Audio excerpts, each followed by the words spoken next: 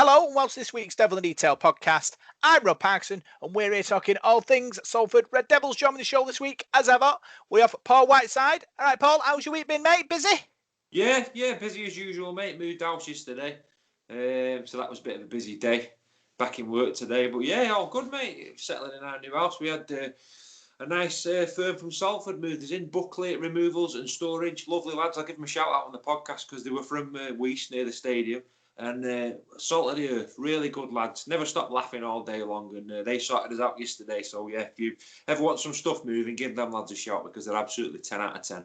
But yeah, we're all good, mate. We're doing well, mate. Looking forward to the match on Friday and a day off on Friday as well. Yeah, how long could you? Being the man of the people, Paul. Don't give your new address out because they'll be round your fans. Oh, it was I had someone round today. Roy Ellaby came round today and put already. Because Roy literally lives, if you come out of my street, Roy lives about 100 yards away from me. So wow. He came round today and posted a card through while I was at work, which is very nice of him. So thank you very much, Roy. Much appreciated. Brilliant. I had a good weekend as well. Obviously, my mum's 70th birthday, so we had a socially distanced birthday party in the back garden, which was good. And then on Monday, me and my dad were going to have a balloon ride from the Barton Airport, but got cancelled due to low cloud and rain, which is a bit disappointing. I thought the weather was all right on Monday. Yeah. It wasn't at 5 o'clock in the morning. Ah, right. I think they do it at that time just so they avoid planes, I think. Ah, right. But yeah, disappointing. But hopefully we'll get up get in the skies and I've always fancied a balloon ride. I think it's pretty good. Did a bungee jump once. I know it's different, but it's supposed to be exciting. So I thought, yeah, I'll give it a go. My dad sent his 70th birthday present, so good stuff. Anyway, also joins us on the show. We've got Paul Parky. How's your week been, Parky? Not as stressful as anybody else's, I don't think. I've been sat in the sun, I think, for most of it. Yeah, you mentioned rain then. I was trying to remember what it was. Yeah. No, not an awful lot, really. Just plodding along, but it was a strange weekend, wasn't it, as well, with the two, with the Challenge Cup games and everything, and nothing else. It was all sort of cramped in. So I missed a bit of rugby this week, but I watched the Origin this morning. That was good fun. But yeah, no, I've had a pretty good week. I've been just enjoying the weather more than anything. I'm not jumping out of a balloon, and I'm not moving house. So either way, I win, I think. You do, Parky. You're doing away.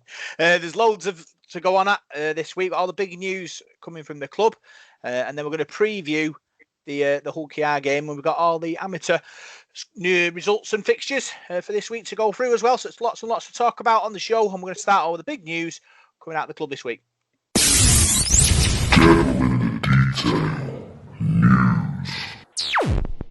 So we'll start with the big news of Chris Naninu.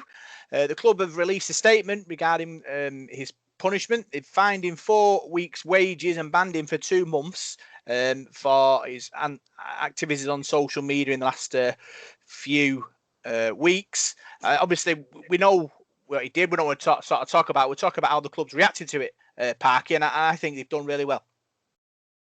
Yeah, I think they've handled it just perfectly, really. Whether like you say, we're not going to talk about the actual, incident or whatever itself, but whether you agree or not, you can't fault the club or anybody else in the authorities for what, the way they've gone about it. They nailed it straight away. They called him in. They've said, you're not going to play until we've had this. We've gone through all the processes, all, right and proper, and they've come out with a result that you can't complain at. And I think they've done really well. I think, obviously, I'm sure Inu's not too chuffed at losing a month's wage, but these think this is the right way to do it. And I think as tough as it is for us as fans and as for the team as well, losing him for that period, they've handled it perfectly, and that's the right result. And I think they come out of it with great credit.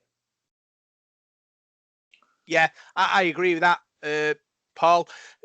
Obviously they're going to put him on sort of an educational program at the university to educate him on so what happened and how it was wrong. And I think it's great. Obviously, we're talking about the club being a community club and having the right sort of ethics, and they've done the right thing there, is giving him the opportunity to learn and sort of move on from this.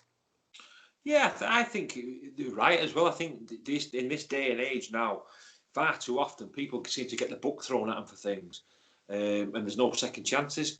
And sometimes, perhaps if you just apologise and learn from your mistakes, I mean, you shouldn't just be thrown under a bus. I think it's right. I think you need punishing. Yeah, if you obviously broken a club protocol, I think when you sign for a club, you must have to sign some sort of charter to say you're going to behave yourself and things like that, and you're not going to bring the club into disrepute, which I'm sure he probably did.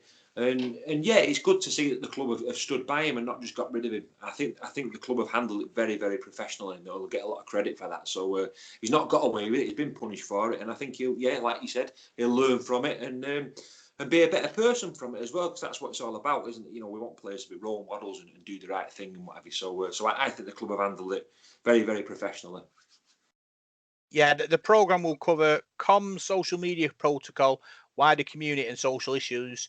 And I suppose, like I say, I think it's difficult really because, these players are kind of in a bubble, and, with social media, everything that sort of the player says or does is magnified 100%, Parky. And, I suppose it kind of opens, their eyes to it. And obviously, hopefully, these kind of thing won't happen again. Yeah, I mean, just see what's happening in cricket this week. A guy is, he's been banned for we don't know how long now. An England international just made his debut for something he said on social media 8 years ago when he was, 18 or whatever. You've got to be so careful. Opinions are fine, and nobody's ever going to agree with everybody. And that's a problem. But with social media these days, you've just got to be so switched on and so careful. And I think things through before you make them public. It's not like the world used to be. And if you, I don't know, sometimes you'd have to review your own post before you put it out there, just to make sure that you're not coming across. I mean, you can mean something quite innocently on social media, and it can be read wrong. It depends who's reading it and what mind they're in. So, but yeah, no, it's been really well handled, and I'm sure, like Paul just said, we all said it, the club will come out of it, looking really good, and that's not the reason for doing it, obviously. But rather than just saying that's it, you're out of the club, we can't have that. I think anybody in any walk of life, if you go to work tomorrow and someone says, I saw you post this, they'd go through the same protocols, give you the same chance to put your side across and learn from it. And I think everybody's done well. And I don't know if the RFL or Super League have been involved. I'm sure they will have been somewhere. And they've obviously agreed that this is the right way to do it. And I'm just glad it's all over and we can get the guy back on the pitch doing what he does best, which is, score tries and boots lots of goals. Yeah, well, obviously we'll see him back in a couple of months' time. I think it's kind of backdated from when the offence took place, so it won't be 2 months. It'll probably be a month and a bit, maybe. Other news, better news. We've signed Ben Davis on loan from St Helens. Paul, he's a centre / second row. He's represented Lancashire at 18. Played against us last year in the Super League. He's got talent. Richard Marshall's quite sort of happy with his loan period at the moment, which is 2 weeks, and it's a good opportunity for him and the club to see what each other's all about. Yeah, it certainly is. I mean, when you think back a couple of years ago, we had Oliver Gildart on loan, didn't we? We've had Don Manfredi on loan. We've had people that come from Wigan, St Helens before, haven't we? And put themselves in the shop window because they want to get game time, don't they? And impress their coach. He'll want to impress Kristen Wolfe and, hold his hand up and say, I want to be in that St Helens team. So yeah, you look at some of the youngsters coming through there at the moment. I mean, that Jack Wellsby, he's about 19, 20, and he's something special. So yeah, I think it's a good signing for us, and I think it's come at the right time as well. If you look at the squad this week, the 20-man squad that's been put out, 21-man squad, we're a bit threadbare on centres and three quarters. So yeah, I've got a feeling he'll play. I'll play at the weekend. And yeah, he's come through a good system there. Richard Marshall probably knows a bit about him because he worked at St Helens, didn't he, as well? So I'm excited to see him. Really excited to see what he can do. Yeah, Opportunity Club gives player opportunity, Parky. That's what we've built our success on over the last few years. Yeah, and I'm sure Richard Marshall's still got contacts at Saints. He will be talking to people there who'll know him, the academy staff or whoever helped produce this kid. So he'll know a lot about him. It won't just be a random punt, I wouldn't have thought. And like you've said, it's a chance for him to shine and show what he's capable of. And if like Paul said about Wellesby, if he's half as good as that kid is already, we'll do all right for a few weeks. And who knows? I mean, the thing is with Super League now, and we've said it about players quite a bit, just going on about Harvey Levette, how he came through the Warrington system, then Warrington just don't want him. And what a superb player he is. The same could happen at Saints. You could bring him through now and just think at the end of the year, they'll go out and spend X amount of money on, an import or whatever. He's going to block his path and his progress. And he might see his chance and think, well, Salford could be the club for me to take that chance and move on. It's a no lose for anybody. It's a great chance for him to show what he's capable of. We're certainly, like Paul just said, desperate for centres. So we're all out now, aren't we? I think if Harvey Levette is fit enough to play, he's again not traditionally a centre. So no, it's a decent move, and you just got to wish the kid well and hope he can come through. And again, like Paul said, if he turns out like a Gildart, well, we'll all be happy, won't we? Yeah, talking about other transfer news, Paul, Darcy Lussick is on his way to Featherstone on a 2-week loan. Obviously, we have a bit of a threadbare squad, but in the forwards, we're quite stacked. Yeah, well, Lee Mossett's returned to the squad this week, hasn't we? I think we've missed him, so I would have thought Lee Mossett would start. Darcy Lussick, I think he needs game time, doesn't he? And lots of it. I think going to Featherstone, he'd probably play big minutes there. Getting fit as a fiddle. He needs to come back, and 2 weeks isn't a long time, is it? So, like you said, I thought it was funny that him going there with us having such a small squad, but we're quite well endowed in that department, aren't we? That sort of prop forward department. We've got plenty of players there. So no, it's a good move for him. And don't forget, Featherstone Rovers are playing pretty well, aren't they? They're a good standard. They've got some good players there. They've got some experienced players there. He might learn something there as well that he can bring back to Salford. So I'm sure he'll do all right there. Yeah, like Paul said, Parky, 2 weeks, Featherstone playing at a high level. He's going to get fit and he's going to come back firing. Well, if he goes into the team this week, he's got a huge game on the hands. I think they play Bradford this weekend. 2 teams at the top of that league, obviously behind to lose, but that'll be some battle, I think. Good to throw him in. He'll join up with Chrissy Weller, in that squad. And I think Coppy's there as well, isn't he? Craig Coppy, yeah. I think he's there. That kind of putting them people together. It's going to help him. That professionalism is still there, even though it's a level down from Super League. Those players are very experienced players, and they'll whip him into shape rather than him sort of thinking, it's a bit easier down here. I'll take my foot off the gas. That won't be allowed. He does need game time. There's no doubt about that. He's not been fit since the start of the season. There's questions as to why certain players aren't as fit as they should be. I don't have the answers, but hopefully this might be also a wake up for him. He thinks, Richard Marshall's willing to cut me, and I'm at Featherstone now. Who knows? I'll come back in 2 weeks. If I've not shaped myself and improved, I could be out again, and that could be it for the year. Because, like Paul said, in the forwards, we're actually pretty well stacked. So when you get everybody back, I think there's only really, like to Greenwood, I think, missing this week from the squad, and so we're doing okay in that department. So yeah, I mean, it's a good chance for him now to have a look at himself and think, I've got to make this work. And we saw what happened with Sam Luckley. Obviously, he hadn't played for us, but he was out on loan, got a bit of game time, and easily, must have been our man of match against Warrington, although there weren't many to choose from. But so it's again another one of those things where it's no lose. He's got his chance now to get on the pitch and get some fitness. We get him out there. If it doesn't work, Richard Marshall's obviously proving that he'll do the same. He'll just let him go out on loan anyway. Yeah, other player news, Paul. Kevin Brown on his Instagram has announced that he'll retire at the end of the season. Been a good player for us in his period with us. He's going to be missed, but obviously, unfortunately, Father Time catches up with everyone. Yeah, I believe he's had an operation today, hasn't he, Kevin Brown? So he's going to have time to sort of recuperate from that. Danny Addy, I believe, has had an operation as well, and Callum Watkins needs one. So we've got 3 players there that are going to be out for a substantial amount of time, aren't you? And quite a big hole in the squad. But no, Kevin Brown's been a tremendous player, hasn't he? I remember him sort of coming through into that Wigan side there in the early 2000s, and they brought a real good crop of youngsters through around that time. I think Sean O'Loughlin was one of those, and one or two others. So, yeah, he seems to have been around for ages. He's only just a couple of years younger than me and you, Rob, isn't he? So he's not.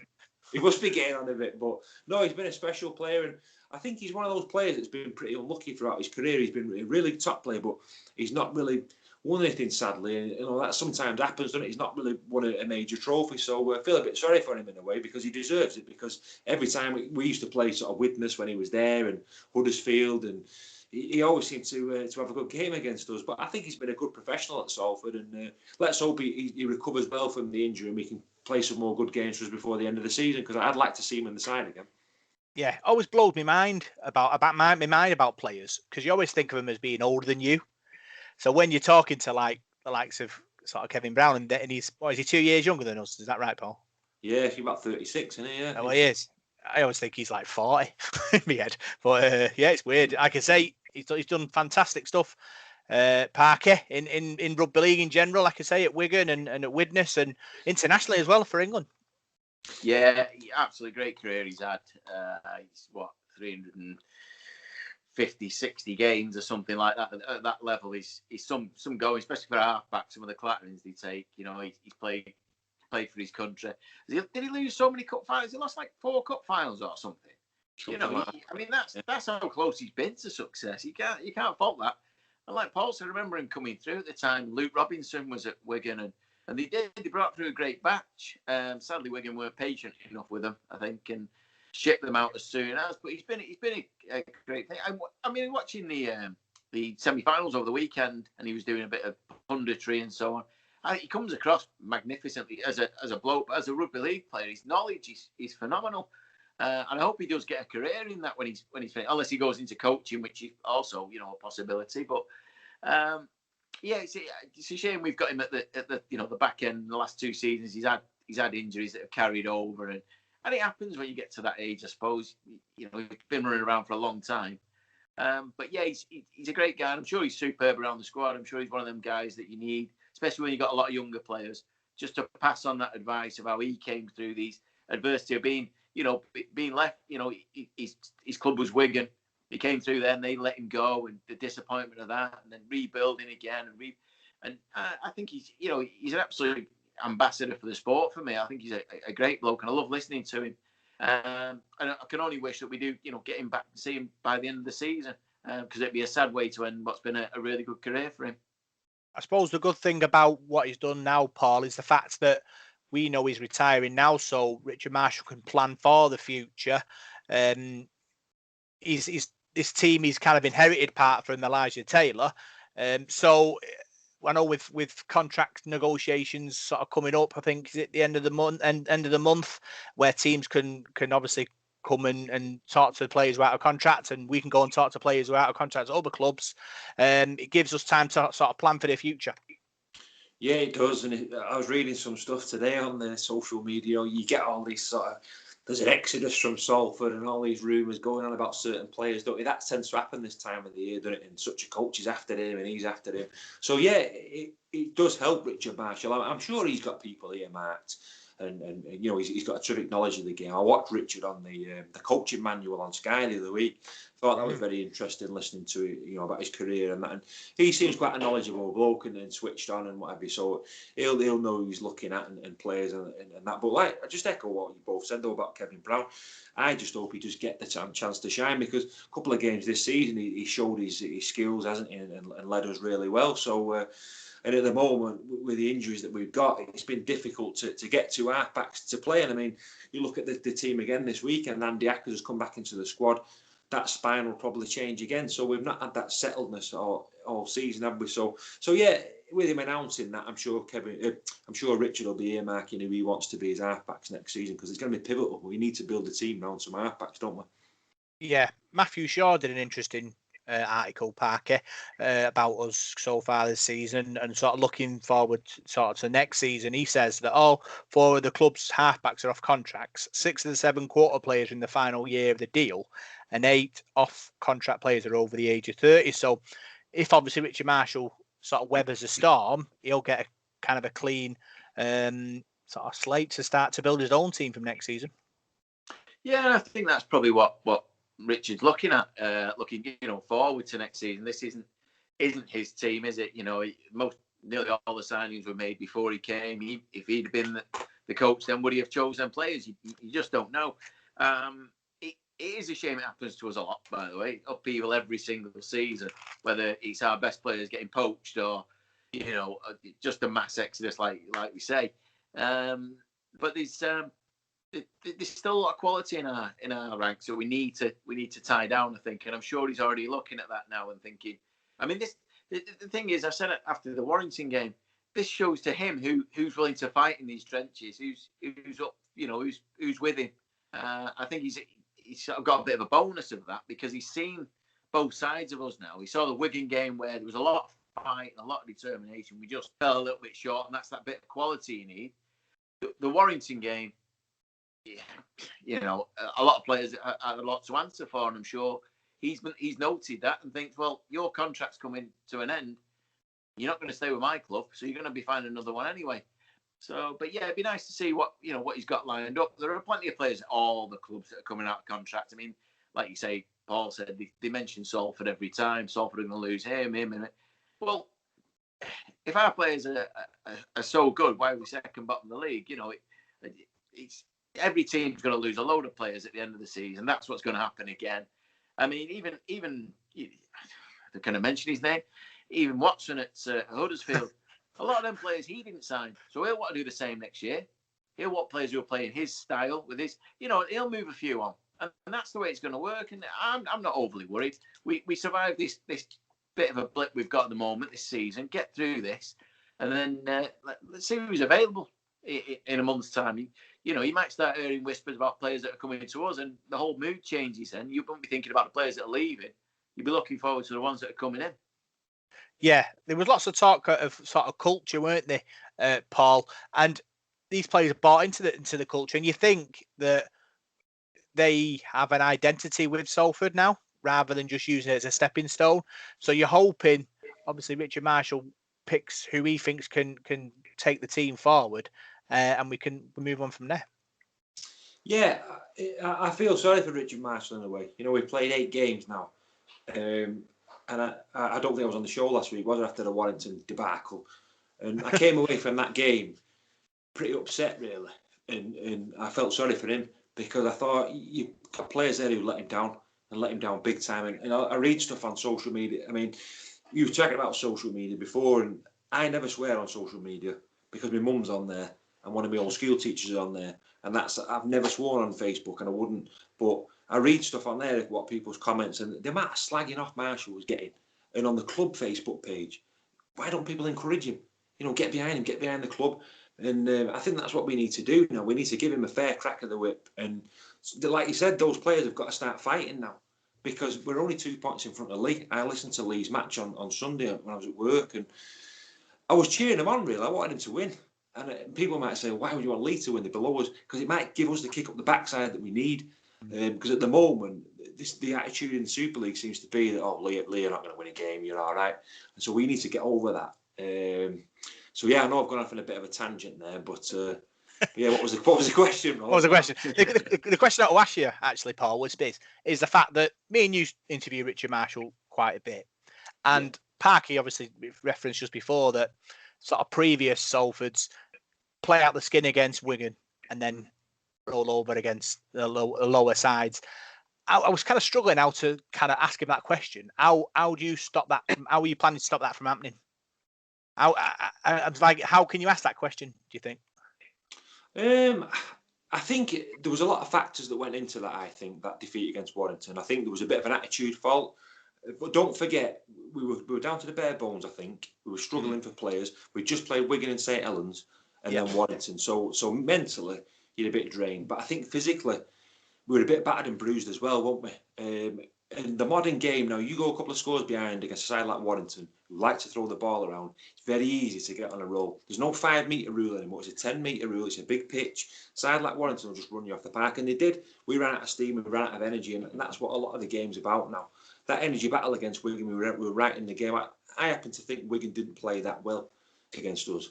And I mean, I know they're near the top of the table, but I've not been that impressed when I've seen them this season. I think they got found out against Catalans.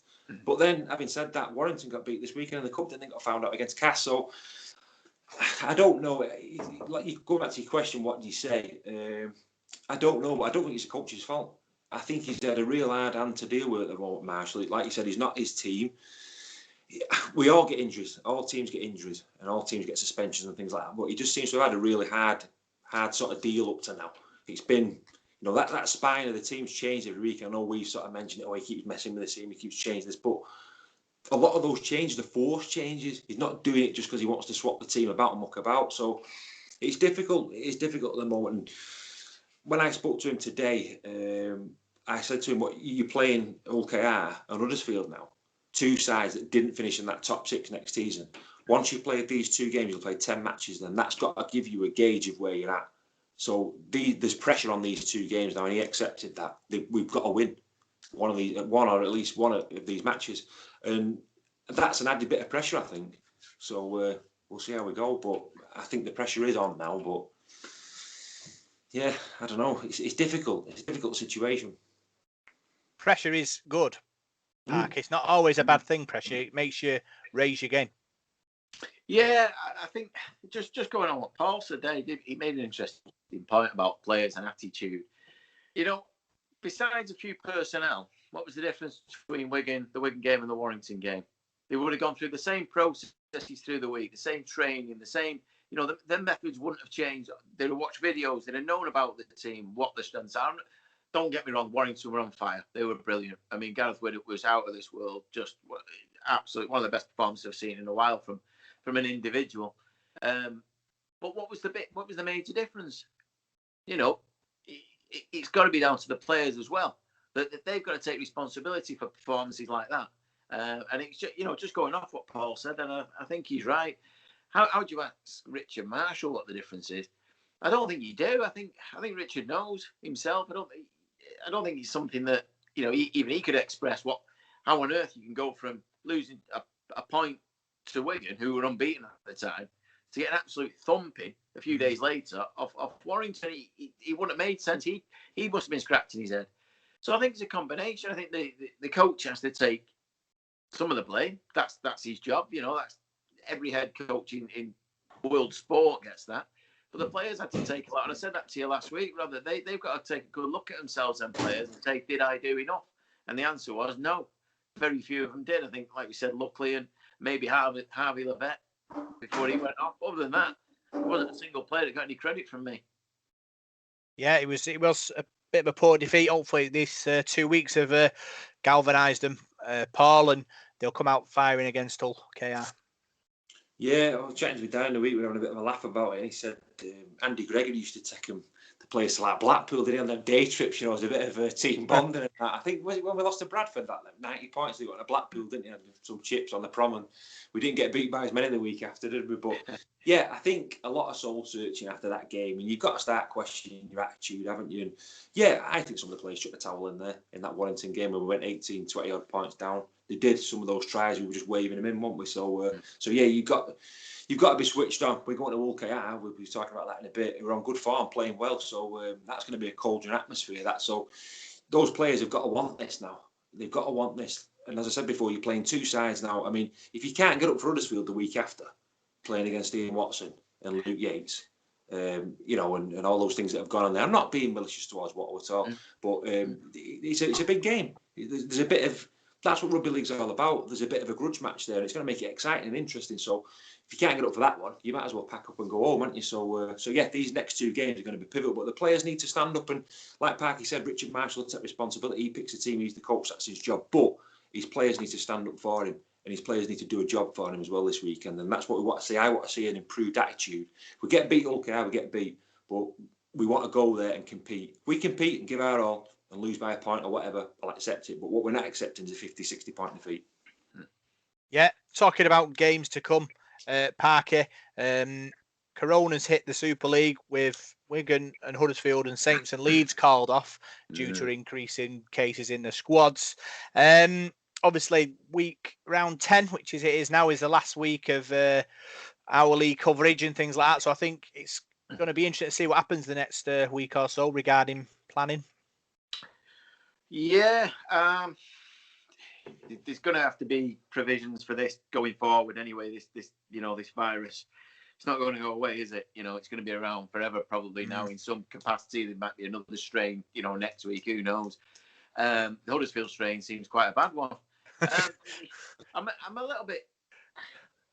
I'm disappointed that there's been no sort of uproar about this. The fact that our games moved from Sunday to Friday. Our players might be ready. They might be ready to peak for that day and not Friday. And the whole transport and everything. The mess he's causing everyone, and nobody seems to have said anything. That how have these players now? I believe it's quite a large number at Huddersfield. How has this been contracted in terms of last season? Teams could have got fined or whatever. Players not following. There's something gone on there, and nobody's mentioned it. And then Leeds and Saints game goes.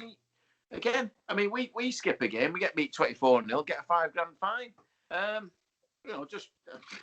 Just going off on a tangent slightly, but it's disappointing. And again, now there's going to be another backlog in games. Certainly, Saints have got the cup final as well. They're not getting a free weekend at any point soon. And at the end of the year, we've got a World Cup. We want our players to be fresh, and this is really disappointing. And I think it's been brushed over a little bit. There's a few COVID, a bit of an outbreak at this club, so we'll just put a different game on. Well, can we find out why this has happened? Is there an investigation? What's happening?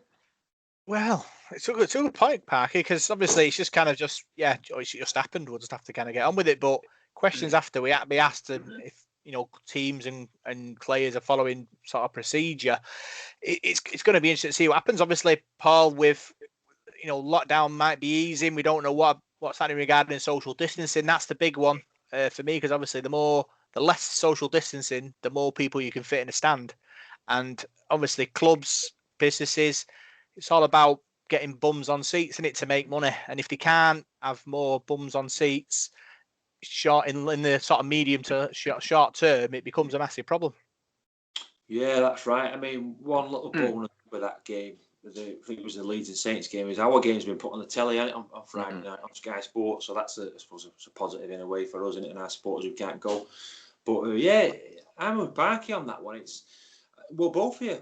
Last year there was a lot of rules, wasn't there? And players had to do this and had to do that, wash their hands, and they can't go here and they can't go there. So how have they suddenly caught it? What have they been doing, going around licking door handles and that? They've all got that in Huddersfield, and I don't know. It just seems strange. Leeds said they had 2 players or something, didn't they? So they've got a massive squad. They've got a big academy. So's Huddersfield. So where's all these players and that? So yeah, I don't know. I think they should have to take some sort of responsibility for that. But obviously, it's a difficult one. You don't know where he picks it up from. It's funny this social. I was talking to one of the older engineers at work the other day, and I said, "How are you getting on with it?" And he says to me, "He says, oh no, I'm all right." I said, "Well, how?" He says, "Well, how do you go in people's houses?" He said, "Well, I just tell them to stay in another room and don't come near me, and that's how I deal with social distancing." So, I suppose it's different with rugby league, because you've got players who are mixing with each other, and I suppose with the training as well, you've got 2 guys who've caught it there. They might have been sort of doing wrestling with someone else, and he's touched him and what have you. So it must be a bit of a minefield that now, because you don't know if they're going to contract it tomorrow, or it's madness in it. So I don't know what's going to go on there. But like we say, going forward, we've got this percentage thing, haven't we, in the league table? So that's there just in case fixtures can't get fulfilled. Hopefully, it's going to calm down once everyone's had this vaccine, and we don't have the sort of farce we had at the end of last season where Catalan Dragons didn't play anywhere near as many games as we did. I hope it doesn't come down to that again. I really do. I think the name of the game, Parky, is to vaccinate as many people as you can. And I think I've got a feeling he's going to kick it back 2 weeks, which might, or 2 to 4 weeks, which might cause a problem for the RFL and scheduling games for the telly, because you can't fit the full amount of people in. I suppose for us, it might not be as big a problem because our support isn't massive. But if you're like a Wigan or a Leeds and you've got 11,000 people to fit in your stadium, you've got big issues there. Yeah, like you say, the financial side of it's crippling, because the only people who are going are season ticket holders. That money's already catered. That's gone. You know what you've got. You might have, whether you've got 1,500 season ticket holders or 11,000.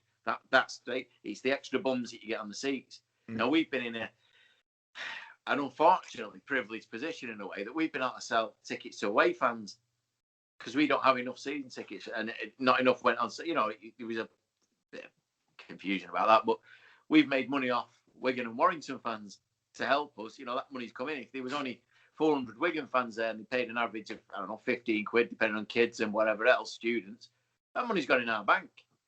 But other clubs, like you say, when you Hull KR this week, they've probably got enough season ticket holders that some of their season ticket holders won't be going. So they're losing out. You know, there's no away fans going, there's no extra ticket revenue. So it needs sorting. It needs sorting fast. Obviously, like you say, the injections they clearly need to be happening. But other than that, I mean, you can still carry it, can't you? It's like I say, it's not going to go away. So it is a tough one, but I don't know. Have clubs got a bit sloppy? That's all I was questioning, really. I know our club are trying to sort of encourage fans to kind of bubble up so they can increase the maximum capacity. Parky, I know obviously back in the glory days, we'd have had to have a bubble of about 65, I think. So it'd be interesting to see how fans can sort of bubble up and get more people in. That's an interesting thing. I don't know, because until it all opens up, you can't meet with anybody else really. Anyway, you know, you are meeting, but you're not going to be in a sort of mixed bubble or anything like that with them a lot of the time. So, that's quite a good point. I suppose you had a group. You just have to drag all your family, don't you? That's all you can do at the moment. I think. Get as many of them to a game as you can. Yeah, there's no real answer to it, is there? But it's just disappointing. But like Paul said, we're on the percentage thing, and if they don't play, I still don't quite agree with it. But you know, they're not going to get any points for it. So, you know, what difference does it really make? But it was disappointing. And for Sky viewers, because I'm sure certainly the Leeds Saints game I was pretty looking forward to, because see if Leeds could get a bit of a revival and Saints after a cup semi and everything else. But we'll just have to see. But like Paul said, we're on the telly now, and as we can't go as fans, I'll get to watch it. Happy days. Happy days indeed. Other news, Paul King took a swipe at sort of the RFL for not allowing us to have our elite academy. I spoke to Paul Traynor last week about the club's plans in the community and embracing the amateur scene and building a better infrastructure. It was a very good interview. Paul King wasn't happy that we weren't given a elite academy, and he's sort of worried that other clubs might come in and pick the fruits of our labour. Well, I can understand where he's coming from, because I just find it baffling. You've only got to look at Super League now, and I think the semi-finals at weekend, the 4 sides that played, every one of them had someone who come through Salford's academy pulling the strings for them. So people who say we don't produce any players, I mean, they need to look. The Championship's full of them. Go Oldham and teams like that. There's full of people that have come through at Salford. So I don't get that one. But my biggest bugbear is where we are. In the Greater Manchester region where we are, it's a massive pool of. Look at Salford as a city now and as a district.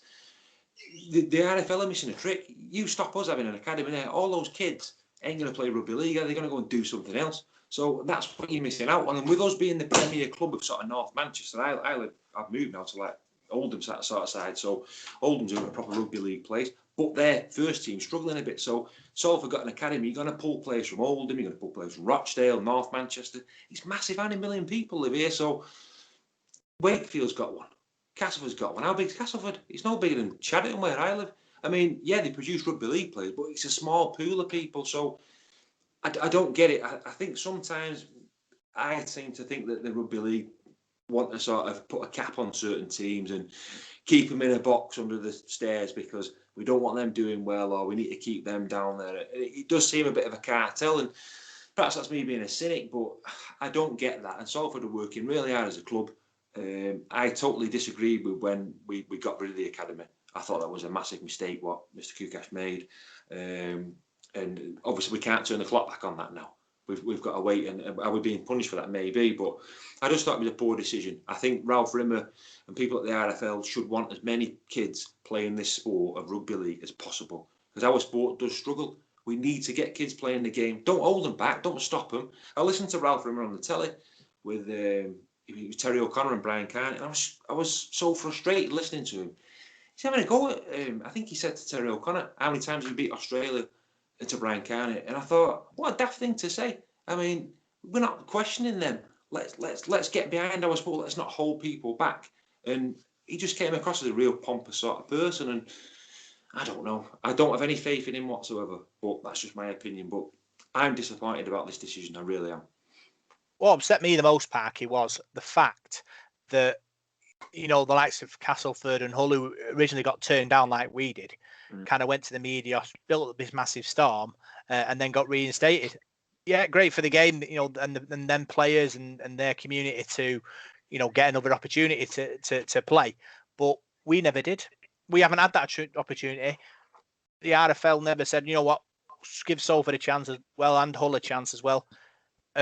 Lee as well, a chance. And I thought it was unfair, really. I thought Paul Traynor, Danny Barton, Neil Blackburn, all the people who are working hard in this sort of process need to be rewarded for their efforts. And I really do think that, if it hadn't been us, it might have been a different result.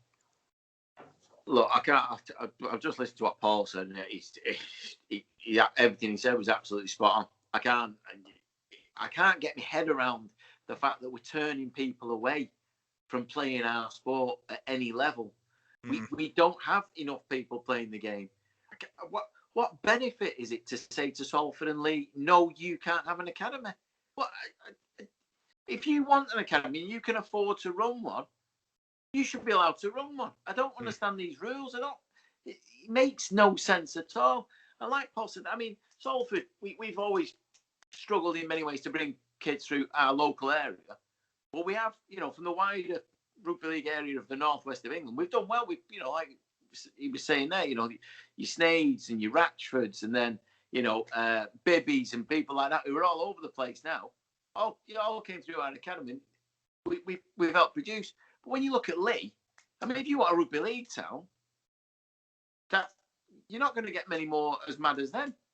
They love the game. Their amateur scene has always been really good. They've always produced lots of players. And we're saying to Lee now that you can bring them through, but you're going to have to let that lad go to Wigan or Saints.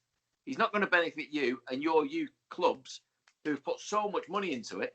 I find it absolutely bonkers. I just don't. I went to the pub last weekend and I mentioned this to the lads in there, and they were all the same. We're like, what are we getting out of saying no?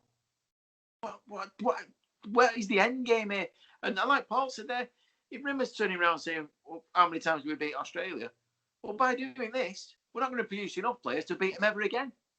So his argument was ridiculous. And I find them, I've never liked him, I'll be honest with you. I told him once outside the Etihad, but that's enough. I just think his ideas are crazy, and he is looking after certain clubs. I know the RFL have this love-in with Bradford for some reason.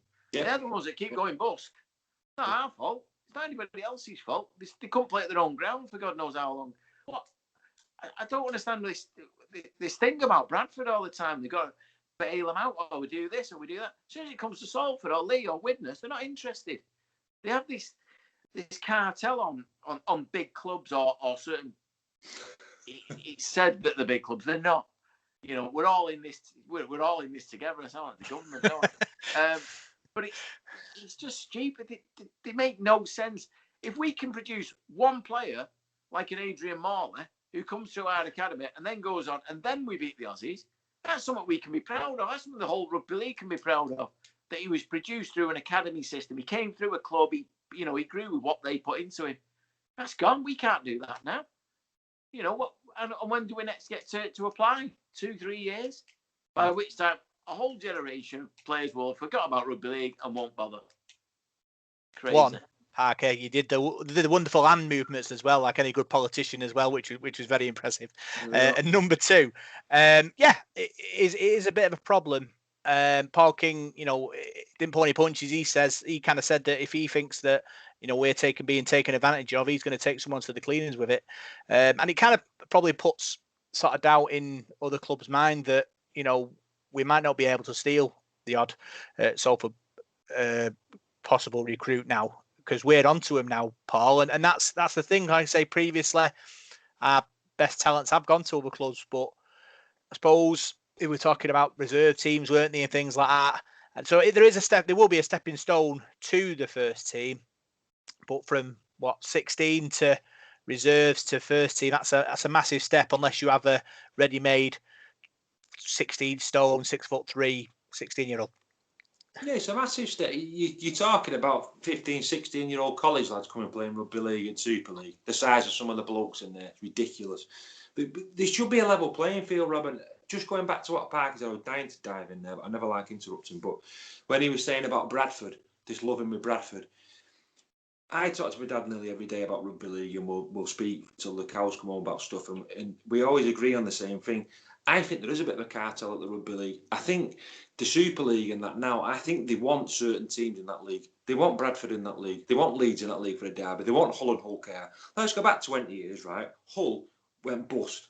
They merged with Gateshead, took all their bloody players, shafted a team that was doing really well, getting 6,000 and 7,000 every week, and then sent them packing. They were supposed to be an expansion area, but they did that to save Hull. That was a team that pulled the post down in a semi-final, caused loads of bloody trouble, but yet the RFL wanted to save them because we had to have a good team. That shouldn't come into it. Teams shouldn't get favoured. You should all be treated the same. And in the sort of 30-odd years I've watched rugby league, that has always gone on. Certain teams get certain favours, and Bradford, like Parky said, have been bailed out that many times. I'm not bothered. I've got nothing against Bradford. I've nothing against Leeds or anybody.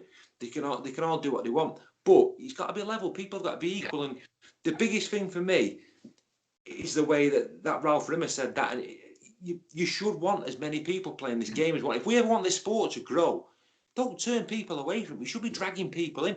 You think about when we lost our academy, right? You've got kids there playing that. Sorry if I'm waffling on. But you go.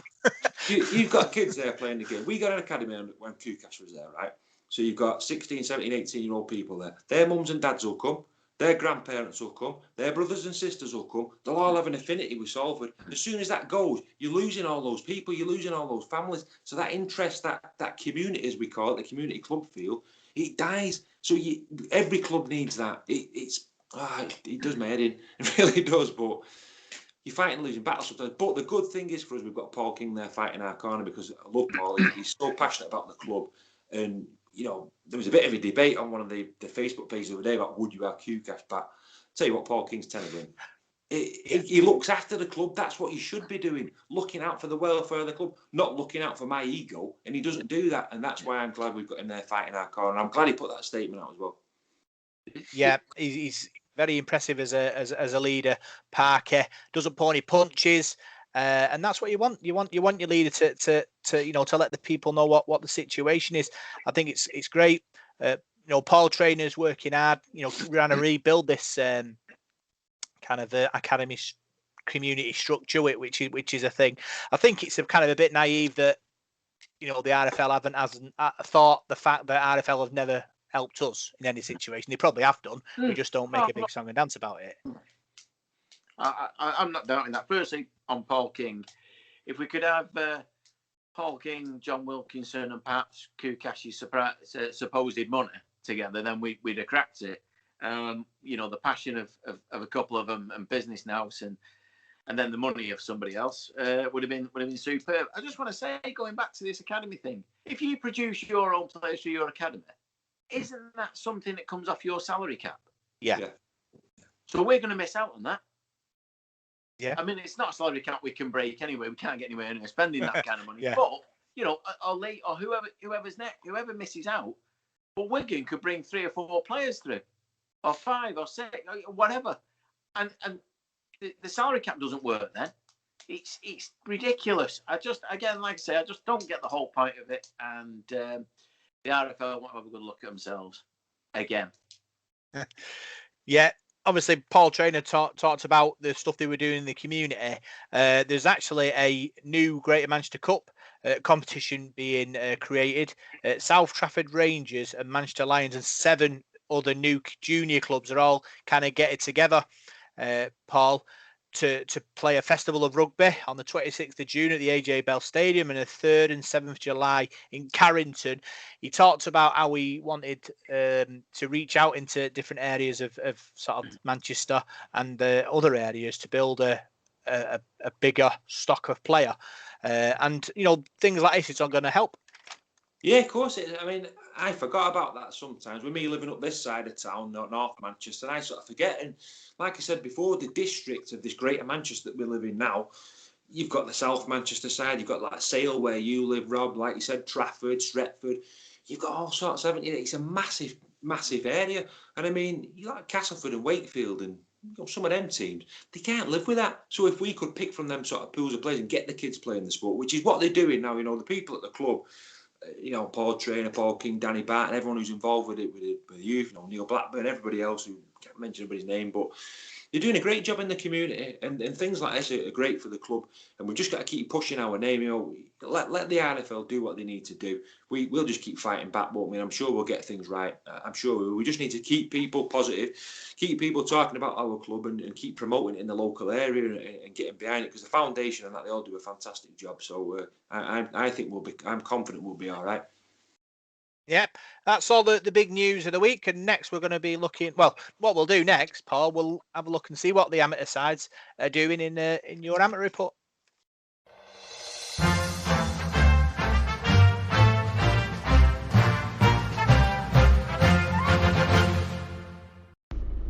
Here is this week's Down in the Detail amateur report. We'll start off with the National Conference Leagues this week, as we usually do. League C, with our local sides in.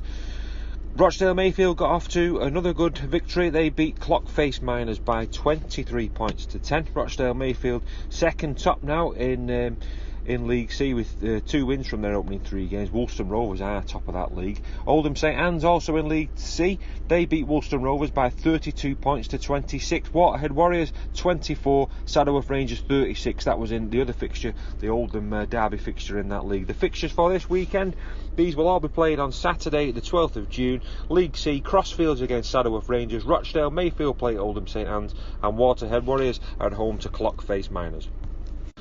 We're moving on to the North West Men's League. Saturday the 5th of June, results from Division 1. Bury Broncos 10, Haresfinch 44. Chorley Panthers 28, Oldham St Anne's A 14. Division 2, Folly Lane 58, Hindpool Tigers 20. Division 3, Salford City Roosters, another win for them. They beat Crossfields A by 24 points to 0.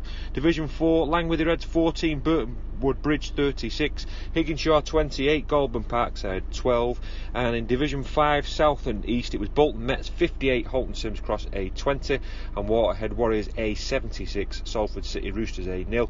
The fixtures for Saturday the 12th of June in the North West Men's League. Division 1, Oldham St Anne's A are at home to Ulverston.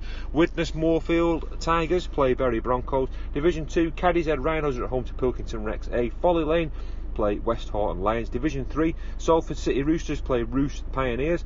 Woolston Rovers A play Rochdale Mayfield A. Division 4, Langworthy Reds are at home to West Bank Bears, and the Newton Storm play Higginshaw. And in Division 5, North and West, Higginshaw A are at home to Liverpool St Helens. Division 5, South and East, it's Ashton Bears A against the Salford City Roosters A. Burton Wood Chargers against Waterhead Warriors A, and the Runcorn, they've not got a name, the Runcorn, I'm calling him, Runcorn versus Bolton Mets. Right, now we'll turn our attention to the North West Youth Leagues, the 16s and the 18s. In the Premier Division of the under 18s, Oldham St Anne's 16, Newton Storm 22. In the under 16s Premier Division, Saddleworth 42, Halton Farmouth Hornets 16. There's an awful lot of no results this week, and other sort of no scores that we've got, and 18-0. So I'll just give you the results that we do have. In the under 16s Division 1, Waterhead Warriors 36, Leyland Warriors 4. In Division 2, West Horton Lions 0, Chorley Panthers 28, Wigan St Cuthbert's 4, Rochdale Mayfield 26. And in Division 3, Langworthy Reds had a good victory at the under 16s. They beat Portico Vine by 34 points to 4. Roost Pioneers, however, beat Folly Lane 58 points to 12.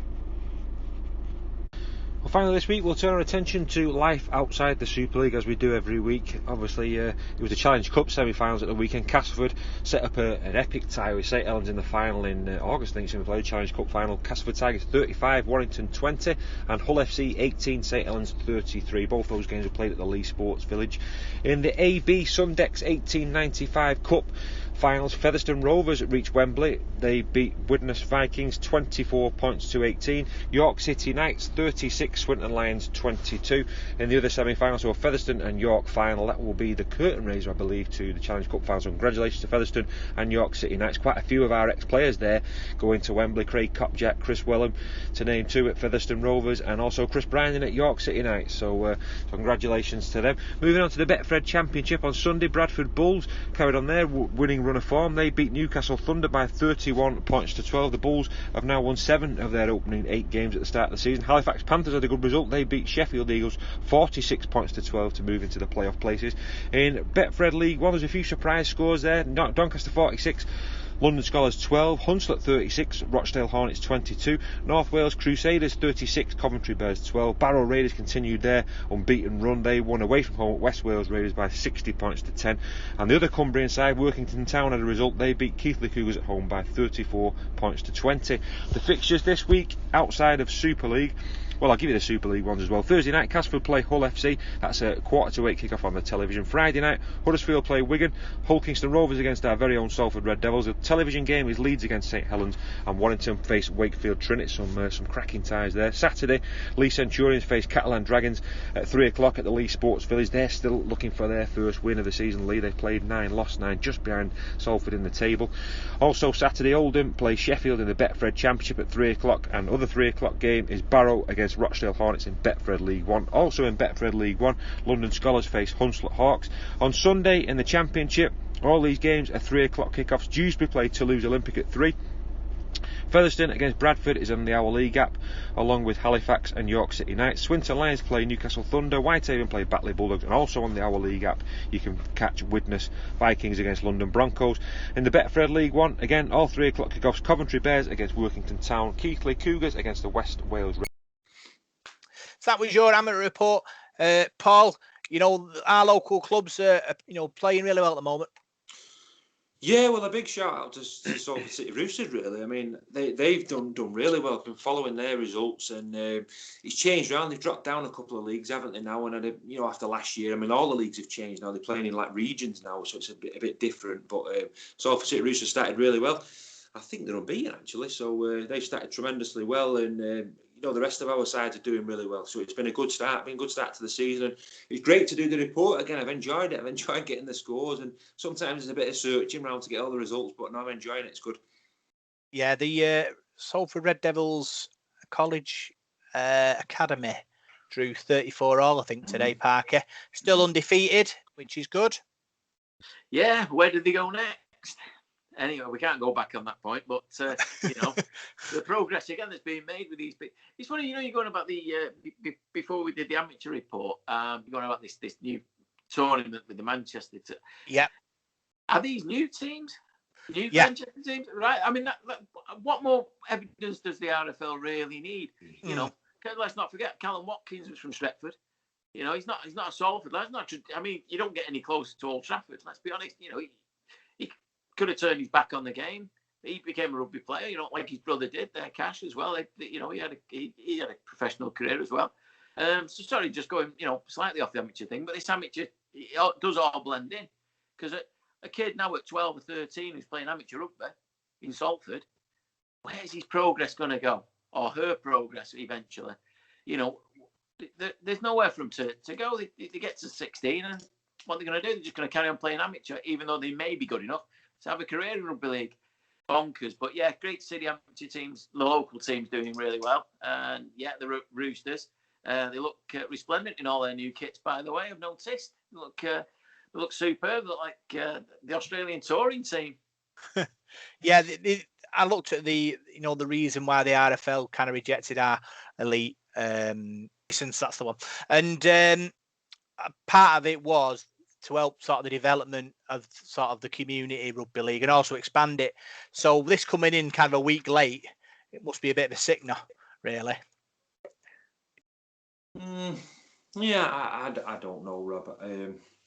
It just seems strange to me. I mean, I think if you're in the Super League and your top flight rugby league side, I think everybody in that league should have an academy. You should be part of the protocol of being in there. So, And if a team doesn't want one, then fair enough. You'd be questioning if you were the RFL saying, well, what are you doing here? You need to be producing some players. But if the team wants one, why not let him have it? Why try and stop him? Why try and put a spanner in the works and stop him progressing? That's the confusing thing for me. That's where I couldn't see what was coming. It's not as if the RFL are paying for it out of their pocket for you and giving you a load of free money. So I just didn't understand it. I'd like to ask that Ralph for him of that, but he'd probably sort of blag his way around it like he did with Brian Carney, because I think Brian Carney tried to grill him. I think Brian was really good with him, but he just seemed to have an answer for everything. So he's not sort of my friend at the moment, but we'll have to just see what he comes back with. Yeah. So what we'll do now, we'll look forward to the Hull Kings and Rovers game on Friday. You're listening to Devil in the Detail, and this is your big match review.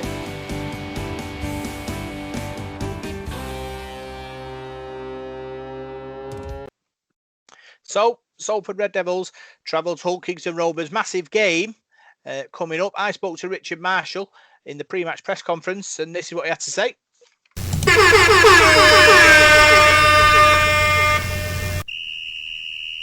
Coach's Corner. Right, Ricky, it's Rob. Hey, Rob. You and your players have had 2 weeks to reflect, deflate, rest and recharge, ready for next run of fixtures. How's the process gone and what's the mood like in the camp? Yeah, the mood's good. We've tried to work back from what a win looks like this week. So if we, at 10:30 p.m. on Friday evening, have won the game, what did we do in the week? So we've worked back from that point, and everything so far, we've ticked all of those boxes. Doesn't mean that you're going to go over to Hull and win. It's a tough place, but it's something that we need to do. We need to do that this week. We need to do exactly what we say we're going to do. We need to perform really well. We need to enjoy ourselves. I think we've had a few tough lessons over the last few weeks, and it's not been an enjoyable time. But at the same time, we've kept our spirits high. We've been real positive. I certainly have as head coach, and we're in a better place now than we were 2 weeks ago. I'd still like our full complement of players to get back. I really would, but we'll be getting there. Yeah, with Darcy Lussick going to Featherstone on loan, does that mean our injury isn't as bad as first feared? And can tell us a bit about Ben Davis and what to expect from him? Well, it just means that it's just a positional. It's Darcy plays in a position where we're quite well covered, and he needs to play some more minutes. We couldn't afford him that opportunity here at the moment. So he'll go out on loan. Ben Davis is a strong, robust centre. He's young and he's a bit raw, but at the same time, he's played Super League. And I'm looking forward to seeing him play for Salford. I think it'd be great for us. Yeah, I watched you on Sky with Brian Carney, and you said you had a tricky start with Halifax. Obviously, you turned it around. Do you see sort of some similarities here at Salford for that time? I do in some respects. Obviously, the level of play, the quality, the detail is far more intense. We're a better squad and better players, but ultimately it's relationships you have to build, and you have to build trust and teamwork. And we're going through those processes. So, if we can go on a 10, 11, 12 game winning streak towards the end of the year, I'll be a happy coach. But we'll just have to make sure that we're concentrated on this game this week. Okay, tough place to go. But at the same time, we're real confident. Yeah, 3 of your next 4 games are away from home against your rivals for a playoff spot. How big of a test is that for you and your players? Yeah, whether you're at home or away, it's a test. I think the most testing period we've had is the last 3 games we've had. That playing the 3 teams at the top of the competition table has been tough, and certainly took its toll on our squad. That means that these games, they know less of opposition just because they're not sitting at the top of the table. Probably even more so. There's a little bit of pressure down where we are at the moment, and that's why we've got to perform really well and enjoy what we're doing. I think that's the key word. Control what we can control, and enjoy being a team. Yeah, you say it took its toll, but do you feel like you learned something from that period?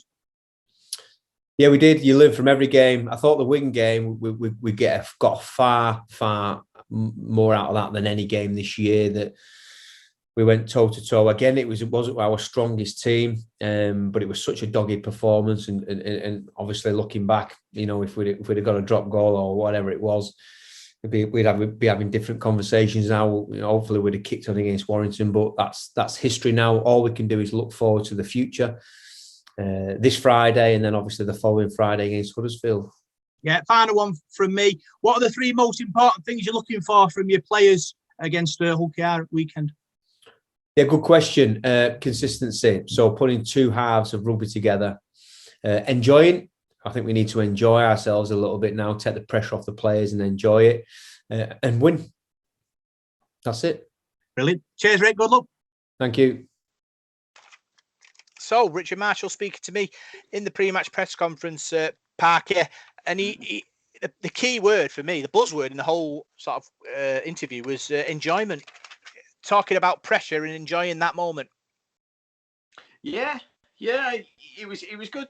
It was good. He sounded quite upbeat, really. Obviously a couple of weeks off, and they've had a chance to look at things. Yeah, enjoying your rugby is important. But I suppose that the pressure of being near the bottom can get to you like the pressure at the top of the league, obviously. But the players have just got to avoid that, look away from that, and think, right, this is a new week. We've had this break now. This could be the start of where we're going. I thought he spoke really well there, Richard. Actually, I think he's he's obviously under a bit of pressure now. He's only sort of 8, 9, 10 games into his including the cup games into his tenure. But it is it's cutthroat, isn't it? But he did saying that you've got to enjoy it. I think once you do start enjoying your game, you do play better. Take that stress away from him, make him feel that there isn't that pressure. Just go and play your game and do what you got to do. But yeah, it was interesting to listen to him. Obviously, he's got frustrations still with players missing, not as many as maybe before. But I thought it was quite a good interview, really. Yeah, cheers, Parker. He obviously was talking about building up positive processes, Paul. And I suppose it is a thing. Obviously, when you're struggling, you've got to find ways to sort of take the pressure off and motivate the players. I'm sure I asked him about his time at Halifax, and he started badly there and turned it round. And he thought that there were similarities. He's done it before, and he's confident he can do it again. Yeah, I think so.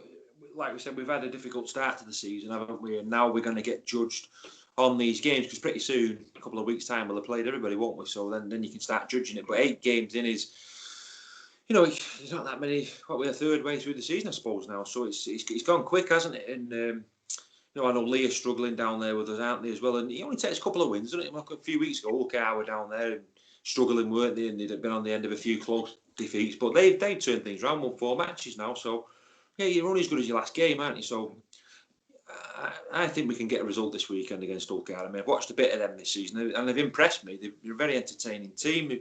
Defence seems to be a bit ropey at times, but they'll move the ball about and they'll try things. And they've got players there, I think, who are playing really well. I mean, that Kane Lynette, he's probably one of the form players in the league, in form back rows in the league. Jordan Abdul moving around the pitch. They've got some pace out wide as well. And Matt Parcell, the hooker, always impresses me. So they've got some good players. I think, for me, they're a bit like we was a couple of years ago. Not like loads of star names, but they've got everybody there doing the job. And that's what you need sometimes. And I wasn't dead convinced by the Tony Smith appointment when he went there. He'd done everything at Warrington and Leeds, and I thought perhaps this is just a bit of a retirement home for him. But he seems to be, he's got his players switched on and playing for him. And when you've got a team like that, they're going to be dangerous. I think that's what Richard Marshall is aiming for at Salford. It's difficult for him at the moment with the chopping and changing of the team, but sometimes you only need a couple of wins and things can change, can't they? I always think back to 2019. I know it was a special season, but we played Ulker at the Magic Weekend and it was absolutely dire. We lost that game. We got stuffed at home to Huddersfield and away at Wigan. And then all of a sudden, bang, we beat Warrington away from home. Players' attitudes changed and they went a big winning run.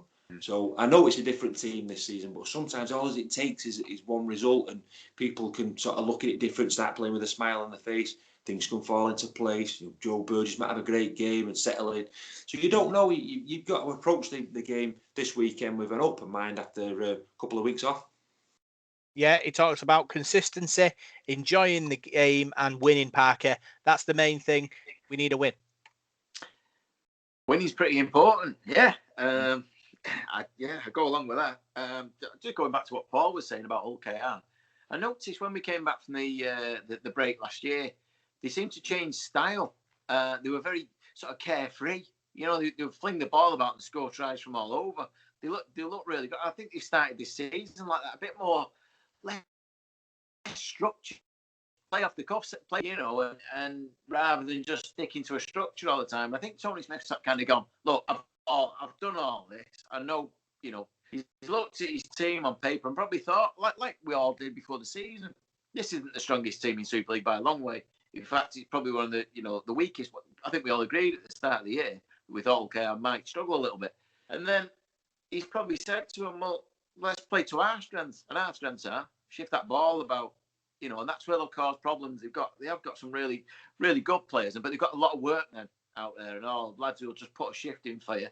So it's an interesting matchup. I'd love to have seen us with our full complement of players. I think it have backed us quite well. Then we've got a decent record at Hull KR, really. Well, certainly at New Craven Park, anyway. But it is going to be tough for us with players missing again, certainly in the back line, and that's where they, like I say, they'll move the ball about, and that's where they'll exploit us. I think Ryan Hall, he'll be playing more. Is he fit? You know, we know he scores tries for fun, so it is going to be tough. But like Paul said earlier, winning is important, and we mentioned about enjoying the game. And if you enjoy the game, you probably play a little bit better. But for me, it's about coming out with some credit from this game. We're away from home. You know, it's never easy to win anywhere. So we just go there, put in the performance we can. If we get beat and we've given everything, we left it all on the pitch, there's nobody going to complain. You know, or if a decision goes against us, or, you know, whatever, a drop ball at the wrong time and they go and score. Anything can happen in the game of rugby, and you just go accept that. But the attitude's got to be right. If we go there with the right attitude, there's no reason we can't come away with 2 points. It will be tough, and they are good, and they will have their fans with them. Let's not forget that.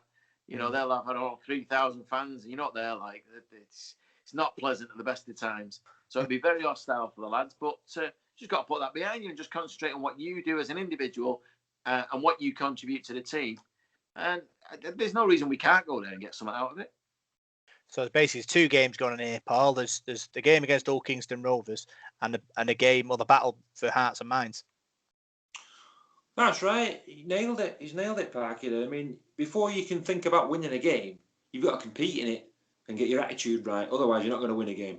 So we need to go there and compete first. If we go there with the same attitude that we had against Warrington, Hull KR will get 40 points. So we've got to go there and we've got to defend. We've got to defend for each other. We've got to defend that goal line because they're going to get ball. They're going to get ball and they're going to have that crowd behind them there. And you're going to be in the trenches and you're going to have to get there on that line. You're going to have to work. People are going to have to work and back each other up. You can't be waiting for somebody else to do the work because that's when you get steamrolled. So everyone's got to do the job. And if you do that, you've got a chance of getting a result. We've got players there who are good enough to compete with Hull Kingston Rovers.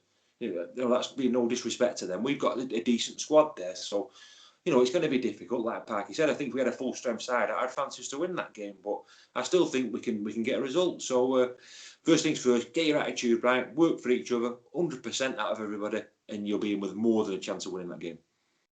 Score prediction, Parky. What's your gut saying? Now, this is it's a good question. I know. I know Paul knows that I bottled it on Prediction League elsewhere. I just because we're going there. And we need a strong referee, by the way. I will say that because they'll give him some stick if he's giving us penalties or whatever. So we do need a strong ref. I don't know who it's going to be this week, but prediction. So I've got to be optimistic. I've got to think the best of us. We need to bounce back. The players have had a fortnight to think on their sins from the Warrington game. I like it. Keep going. I'm dragging this out. I'm going to go with a late Salford victory of 18-16. 16. Yeah. 18 Salford. Is it a story? Say it's a late one. How's it? How's it play out? I think we come from behind, and it's we kick off to them, and their player, whoever it is, drops it. We get a scrum, and we get it out wide, and Kenny Seal scores in the corner against his former team. We'll take that. We'll take that all day. Paul? I thought we didn't have scrums anymore. I was thinking that. Same thing, you know what I mean? Play the ball, let it go. What did I write down now? I use the same one as I use on my prediction league, you see. I'm not like Parky. He does one on there, then has another one. He doubles his bets and he double chance. I think I put on there, mine was a similar score to Parky's. I think it was 22-18 or 20-18. So I'll go 22-18 to Salford. 18-22. Yeah. Is there a story behind that? No, not really. I'll have to make one up now, won't I? Yep. I think I fancy. I'm being honest now. I think we'll win. I think we'll win on Friday night. I think we've had that 2 weeks off. I think it's done us a world of good. I think OKR are playing well, but I just think we'll play really well, and it'll be a tight game. It's always a tight game. Well, 9 times out of 10, it's a tight game up there, isn't it? Who's going to score late on? Joe Burgess, late try on his debut. Burgess. Yeah, sounds like a plan. We'll take that. What's weather going to be like? It's going to be nice, I think. Yeah. I think so. Okay, it's going to be nice. So I'm going to go Salford 36, Hull KR 20. 36-20. And who's going to score? Maybe Tuilola here hat trick. That'll be the big news of the weekend. Tui hat trick sinks Rovers. There's your headline. There's your headline for your match report, Paul. Just throw that in there for you now. Get some money on that. Tui 36-20. Move house yourself. Buy a new car. You get good odds on that. Yeah, so that's the end of this week's podcast. Really great show. Another good show, Parky. Yeah, really enjoyed it. We had a bit more to talk about than we did last week. So, yeah, it's been good. It's been good to see you both as well. Yeah, another great show, Paul. Talking all things Salford Red Devils, covering all the big stories of the week. Yeah, I've really enjoyed it. I'm going to have to sort somewhere out to sit, though. I've been sat on my bum for the last hour before we get level with the camera. So I'll get myself a seat sorted next week. I'm going to get a background as well, like Parky, because I love that. I know I'll stand there behind him. It's great. But yeah, really enjoyed it, lads, and looking forward to the match this weekend. Yeah, big thanks tunes this week's Devil in the Detail podcast. I'm Rob Parkinson. You can find us on Facebook, Devil in the Detail SRD. You can find us on Twitter at DITDSRD. And you can find us on SoundCloud, iTunes, Spotify, YouTube. See you next week for more Salford Red Devils chat.